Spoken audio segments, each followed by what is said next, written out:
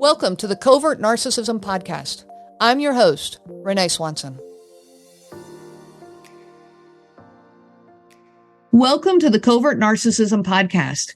I'm Renee Swanson, your host, and I'm so glad to have you here with us today. Today, I have such a special guest here. This woman is such a dear part of my journey through covert narcissism, and I'm so happy to have her here. She's been here before as a guest on the podcast, and I'm thrilled to have her back. This is Debbie Mirza, and Debbie, can you just say hi to everybody? Hi, everybody. Thanks for having me back, Renee. Yes, you're very welcome. And I look forward to this conversation we're about to have. Debbie is the author of the international best-selling book, The Covert Passive Aggressive Narcissist. And I'm going to tell you, that book, I've read it so many times. I've highlighted and I've written in it all these notes. I've heard it often called, in fact, the Bible of covert narcissism. So I'm just thrilled to have you here. She's also written a book called Worthy of Love, also another fantastic book, and The Safest Place Possible. Debbie is a restorative coach. She's working with people who've experienced covert narcissism, working with men and women on this healing journey. And her work can be found at debbiemirza.com, and we'll put that in the show notes, but we'll also talk about it again, towards the end of the episode. She's got books, online courses, guided meditations, songs that actually she created and recorded to help with this healing process. She's got a YouTube channel. I think you just have a whole lot of different avenues going here, Debbie, and I think that's fantastic. Thank you. Thank you so much. So thank you for being here. And if it's okay with you, let's just dive right into these questions. Sounds good. So someone sent in, their very first question to you is how to heal. The complexity of healing, especially if you have some contact still due to children. She said, I was so prepared for getting out, but being out of it and getting you back is a whole different beast. Yeah, and she's so right. And I'm looking forward to speaking to different parts of this. I can definitely talk about what it takes to heal, what are the important steps and the important things to do. And then also that is an added component when you still have to see the person, because you have kids between you. And yeah, I so know what she means, because it takes so much to get out of these relationships, and it's so traumatic and so difficult and so emotionally charged. And then you get out and it's just a whole other animal, like she's talking about, getting yourself back. So yeah. I just wanted to acknowledge that with her, and anyone who's been through this will 100% relate to what she's saying. So thank you for that question. So healing, I always say, like, the number one thing to begin with is information, because this usually begins because with covert narcissism, most of us had no clue what we were dealing with because it's so covert. Right. And subtle, the abuse. And so usually it starts with someone saying, you sound like you're with a narcissist, or something just starts feeling off, and you start Googling, different things, just trying to figure out what's happening. And then once you realize, oh, okay, narcissism, and then you discover covert narcissism, that's when usually we launch into, a massive study on this subject. And that usually is where we start. And that is so important. It's important to just know, what are these traits? What do they look like when it is covert? Because that's our first, opening to healing. Because then when the person says something to us, or when there's some interaction and we start noticing, like, wait, I'm feeling something in my body, something's off. Then we can recognize, I just read about triangulation. I see how this is happening. And I just read about gaslighting. Why am I suddenly questioning what I know to be true? Right. But now after speaking to this, I feel all muddled, so the information is huge to begin with. It truly is. Like, I dove down that rabbit hole so hard of just, I couldn't get enough education and learning. Yes. Exactly, because there's just so much and it's so convoluted. We need that. And that also starts giving us strength too, to have that clarity and to start be able to see through things. The second thing I would say is, well, there's like a few things. This is a time to acknowledge, and especially like she was saying, once you get out, then there's a whole other set of issues that come up. And we need to recognize that we've gone through trauma and that has affected our body, mind, spirit, heart, all of us. And when you've been through that much trauma, and it's, there's PTSD and there's complex PTSD, and complex PTSD is when you've experienced something over a period of time. It wasn't like one isolated incident. And that's something to search too. Like, what are those symptoms? Because most of us have a lot of those symptoms. And so we need to recognize our body has experienced this, and we need to treat it in a way that honors that, and what that looks like is we need to slow down. Our body's just been beat up, basically, emotionally and psychologically. Body and mind. Body and mind, all of it. Yeah. And so this is a time to really up the self-care when it comes to, I need to slow down. I need to do more in my life that helps my body calm down. And that's different for all of us. For me, music is a huge thing. I love guided meditations. Nature is so effective for all of us. It just has a calming effect. It also helps give us clarity. Movement, whether that's, aerobic or just stretching, maybe slow walks, maybe just really starting to be very attentive of your body. What am I needing? What feels like too much? What would feel nurturing for me right now? Really becoming your greatest caretaker that you've ever been in your life before, which then will help with another aspect of healing is we need to really relearn what love looks like, what caring for ourselves looks like, because we haven't experienced that. And most of us come out of these feeling like we're not even worthy of that. We're not worthy of kindness. We're not worthy of care. And so those things need to be changed and healed for us.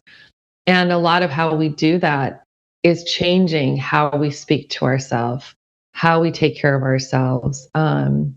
So that really starts a whole new journey that ultimately brings us to an incredible place of strength and connection with ourselves that we haven't had before. And, she talked about having kids, like that's such a beautiful gift.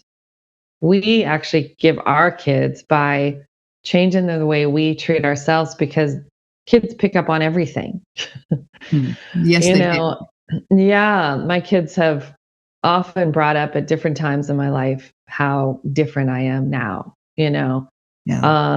after working on myself so much. And they're watching and they're feeling and they're seeing, life will bring things to us that are difficult and painful, and people and circumstances, and they're watching what we do with that. And I don't say that to put pressure on people, because I know sometimes a lot of us can be like perfectionists and hard on ourselves. It's like, oh gosh, I got to do this perfectly, and that's not what it's about. No, that actually is counterproductive. Yeah, exactly, because we're used to that. We're used to having to be perfect for other people, right?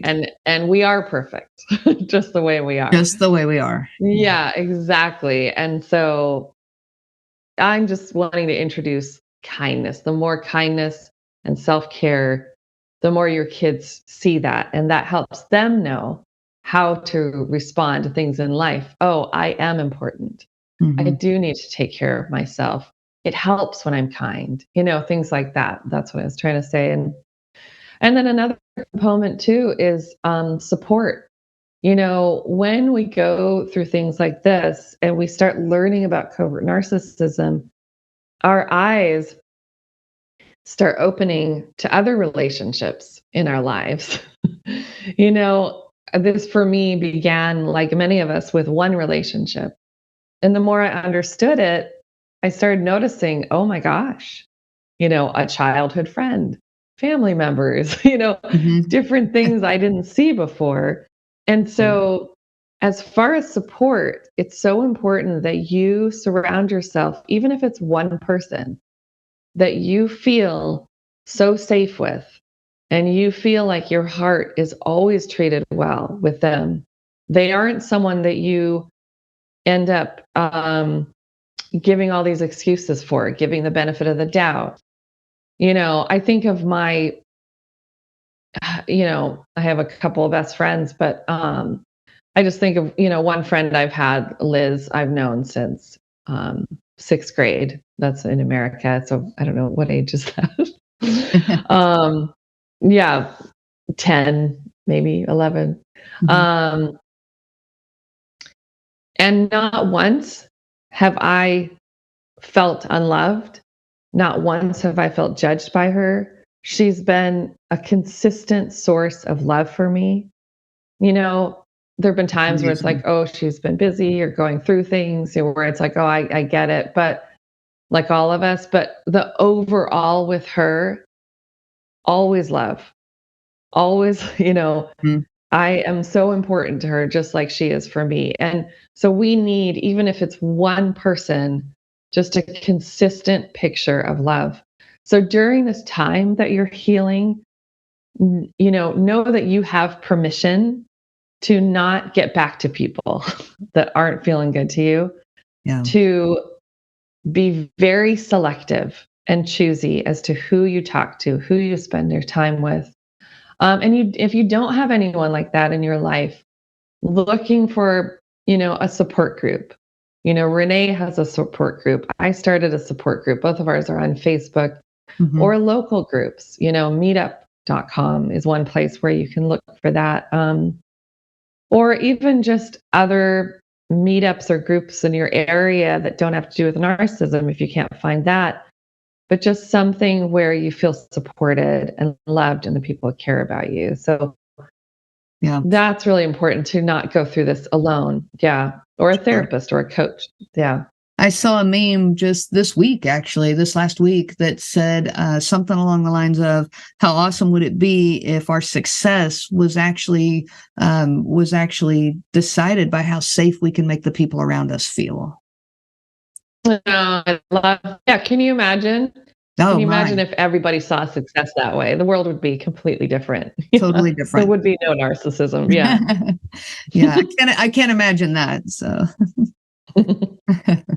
so okay, so the next question is, how do you start a new life? Meaning, it's new, but it's not quite your own yet. You're still so empty. But what do you do in this in between time after you move out of toxicity and you're setting up that new healthy place?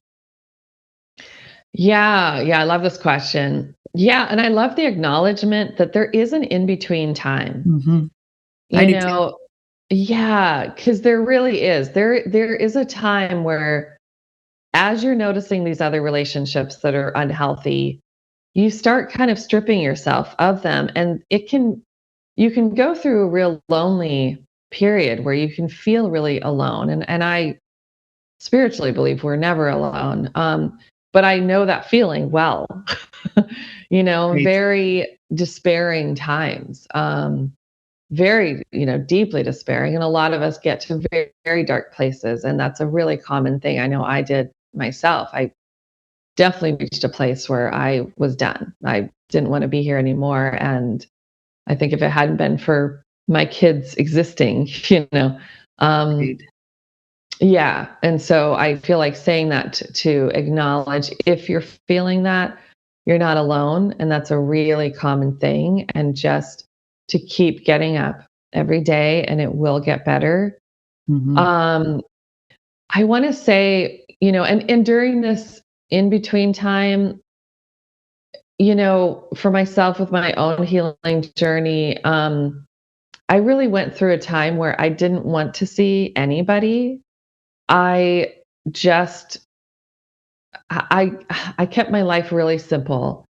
I grocery shopped, I worked from home, and I went into nature, and I dropped my kids off to school and picked them up. I helped them Right. afterwards. But while they were in school, I kept things really, really simple. And I just recognized there's some reason. I think there definitely like different stages to this healing process.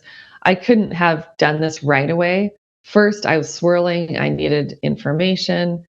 Then, when it was like I got out of the relationship, kids were in school, I had a moment and it's like, oh, just the flood of emotions that came, Mhm. anger and rage and deep sadness and depression and lostness and aloneness and all that stuff. And that's actually when I wrote The Safest Place Possible, because I started doing really loving exercises that helped bring me back. And it also really helped change the way I talk to myself and treat myself. And so I actually had a friend say, you should write all this down. It would really help people. That was my very first book when I was like, Right. well, even if it just helped like 20 people, I'm all for it.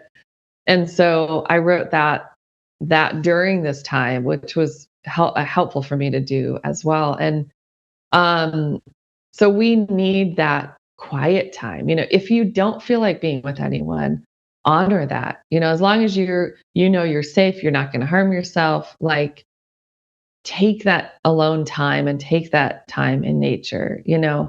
This is and yeah. Sorry, you were gonna say something. It's okay to do that. It's okay to give yourself permission for it. What I was going to say is, I love in your book Worthy of Love that you coined that phrase, cocooning. And the first time I read that, my heart just warmed.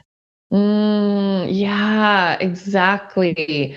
Just like recognize, it's almost like this feeling of you've just been in battle, especially if you went through a divorce, which is so difficult with a covert narcissist, and it's so traumatic and so cruel, just all the cruelty and the mask coming off more, and they become more overt, and it's just so shocking, their Mhm. behavior. And then we all know it doesn't end after the divorce, after the separation, after the discard. They continue to Right. punish you, attack you.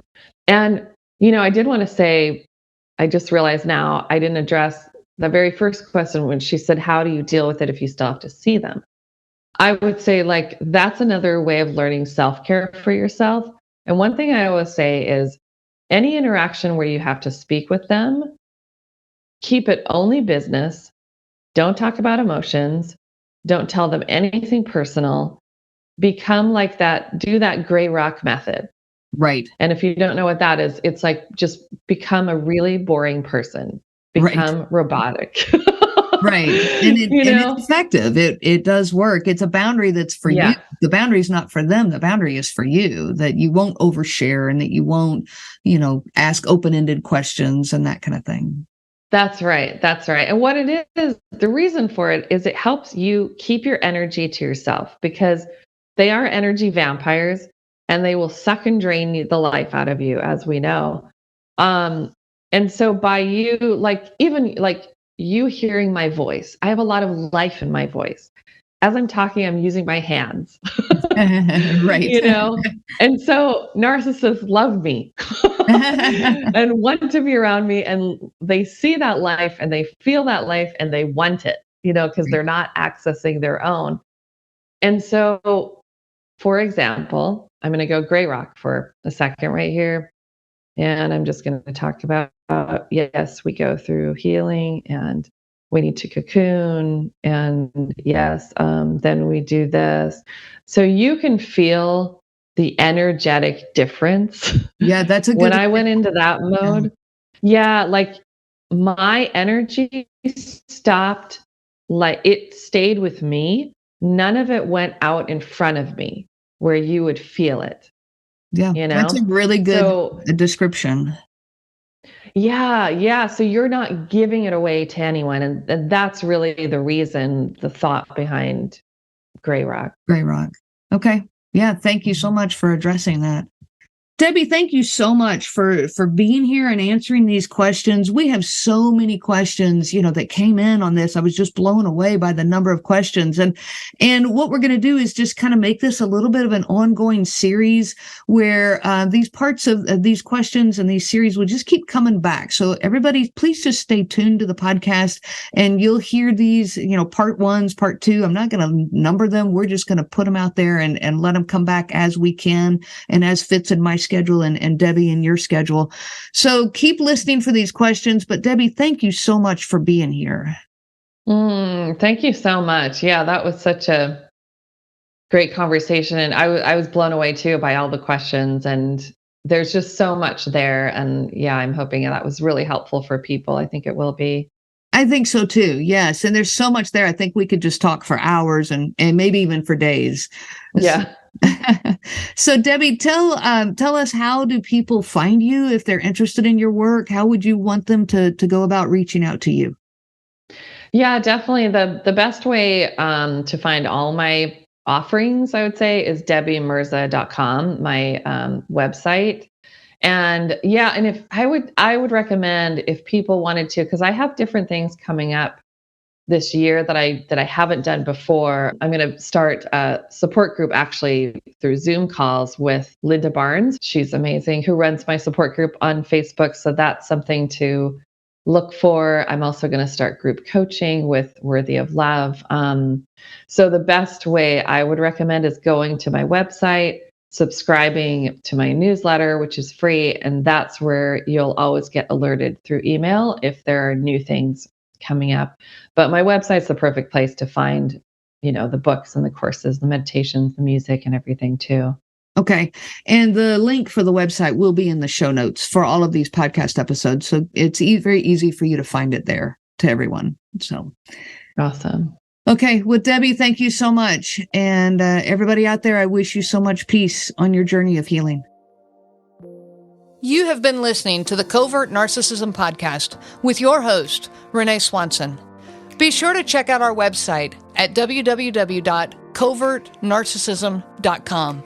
There you will find many resources just for you to help you on this journey. You can also reach out to me by email at Renee, RENEE, at cnglifecoaching.com.